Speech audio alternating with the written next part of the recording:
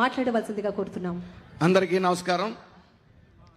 రాష్ట్ర ప్రథమ కార్మికులు, నిరంతర శ్రామికులు, మన ప్రియతమ నాయకులు ముఖ్యమంత్రి వర్యులు నారా చంద్రబాబు నాయుడు గారికి, అలాగే వేదికపై ఉన్న పెద్దలందరికీ, ఇక్కడికి ప్రజావేదికకి విచ్చేసిన సోదరి సోదరులందరికీ కూడా నా నమస్కారాలు తెలియజేసుకుంటూ, ముందుగా అంతర్జాతీయ కార్మికుల దినోత్సవ శుభాకాంక్షలు తెలియజేసుకుంటూ,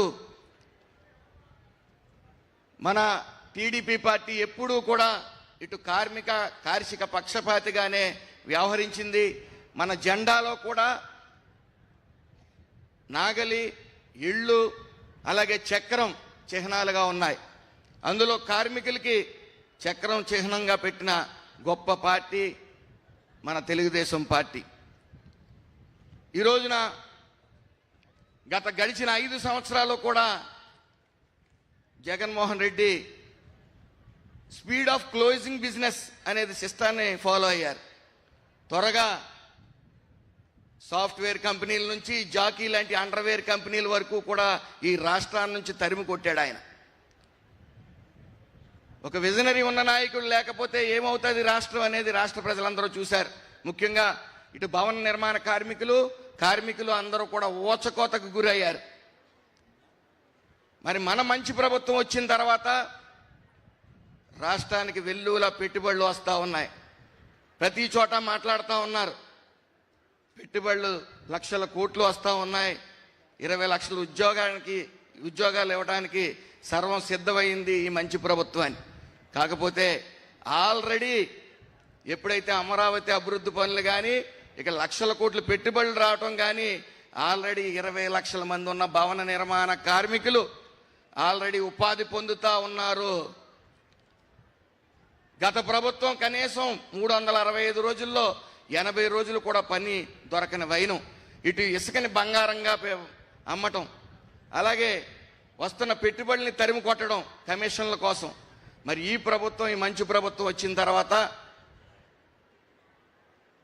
అభివృద్ధి అంటే భవనాలు కట్టడం మాత్రమే కాదు, అభివృద్ధి అంటే భవనాలు కట్టే కార్మికులు వాళ్ళ జీవిత పరిణామాలు మెరుగుపడాలనే ముఖ్య ఉద్దేశంతో ఏదైతే డూప్లికేషన్ పేరుతో 1214 మెమో రిలీజ్ చేసి భవన నిర్మాణ కార్మికుల సంక్షేమ పథకాలను రద్దు చేయటం, వాళ్ళు పని దినాలు లేకుండా వాళ్ళని రోడ్డు మీద పాడేయటం, వాళ్ళ జీవితాల్లో చిమ్మ చీకటి నెలకొంది.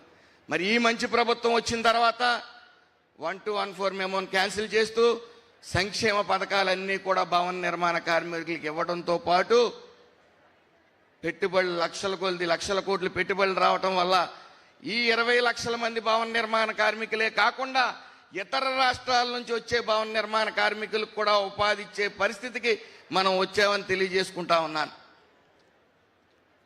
అలాగే ఇంటిగ్రేటెడ్ లేబర్ ఎమ్యూనిటీస్ సెంటర్ అనేది ఒకటి ఈ రోజున పైలట్ ప్రాజెక్ట్ కింద 5 నగరాలను ఎన్నుకోవటం, మరి గౌరవ ముఖ్యమంత్రి వర్యులు నారా చంద్రబాబు నాయుడు గారి ఆదేశాల మేరకు 15 పైలట్ ప్రాజెక్ట్స్ కింద 15 నగరాల్లో చేయమని చెప్పడం జరిగింది. జట్టు కూలీలు, కార్మికులు అందరూ రోడ్డు మీద పని కోసం నిరంతరం వెయిట్ చేయటం, కొంతమంది యజమానులు తక్కువ వేతనాలకే వాళ్ళని పనికి తీసుకెళ్ళటం, ఇవన్నీ అధిగమించాలి. వాళ్ళకి వాష్రూమ్స్ సదుపాయం కానీ, విశ్రాంతి సదుపాయం కానీ, వాళ్ళ స్కిల్ పెంచే విధంగా ఈ లేబర్ అడ్డాస్ని మరి పైలట్ ప్రాజెక్ట్ కింద తీసుకురావడం గొప్ప పరిణామం. అలాగే భవన నిర్మాణ కార్మికుల్లో కూడా వాళ్ళ నైపుణ్యాన్ని పెంచడం కోసం స్కిల్ డెవలప్మెంట్ ప్రోగ్రామ్స్ కానీ, అదేవిధంగా వాళ్ళ ఆరోగ్యం విషయంలో పూర్తిగా కట్టుబడి ఉండి మరి వాళ్ళందరికీ కూడా హెల్త్ స్క్రీనింగ్ టెస్టులు చేయమని కూడా గౌరవ ముఖ్యమంత్రి నారా చంద్రబాబు నాయుడు గారు ఆదేశాల మేరకు ముందుకు వెళ్తా ఉన్నాం. అలాగే గత ప్రభుత్వం కార్మికుల కోసం ఏ రోజు కూడా ఒక ఇటుక కానీ గుప్పుడు ఇసుక కానీ వేసిన వైనం లేదు. సెంట్రల్ గవర్నమెంట్ నుంచి వస్తున్న ఫండ్స్ను కూడా కేవలం జీతాలకి అలాగే ఇండెంట్లకి మాత్రం ఖర్చు పెట్టి మిగతా డబ్బులు వెనక్కి పంపేవారు. కానీ ఈ మంచి ప్రభుత్వం వచ్చిన తర్వాత సుమారు 7 ఈఎస్ఐ హాస్పిటల్స్ని నిర్మించడమే కాకుండా 57 డిస్పెన్సరీ హాస్పిటల్స్ కూడా మరి పర్మిషన్స్ ఇవ్వడం జరిగింది. అలాగే గౌరవ ముఖ్యమంత్రి గారు ఎప్పుడూ ఒక మాట చెబుతూ ఉంటారు, కార్మికుడు బలపడితే రాష్ట్రం బలపడుతుందనే భావంతో మేము పనిచేస్తూ ఉన్నాం. సంక్షేమం, నైపుణ్యం, ఉపాధి, ఆరోగ్యం, గౌరవం, ఈ 3 స్తంభాలపై ఆంధ్ర కార్మిక రంగాన్ని ముందుకు తీసుకెళ్తా ఉన్నాం.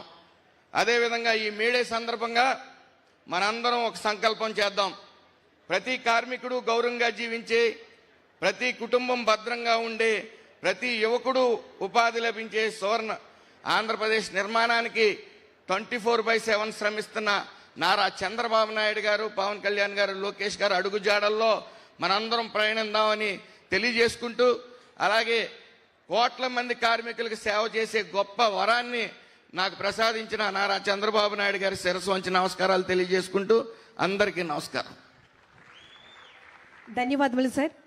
బలమైన కార్మిక శక్తి ఎల్లప్పుడూ బలమైనటువంటి ఆర్థిక వ్యవస్థను నిర్మిస్తుంది అనే దృఢ సంకల్పంతో మన గౌరవ ముఖ్యమంత్రి వర్యులు గౌరవనీయులు శ్రీ నారా చంద్రబాబు నాయుడు గారి యొక్క విజన్తో చక్కటి పథకాలను మన కార్మిక సోదర సోదరీమణులకు అందించడం జరుగుతోంది.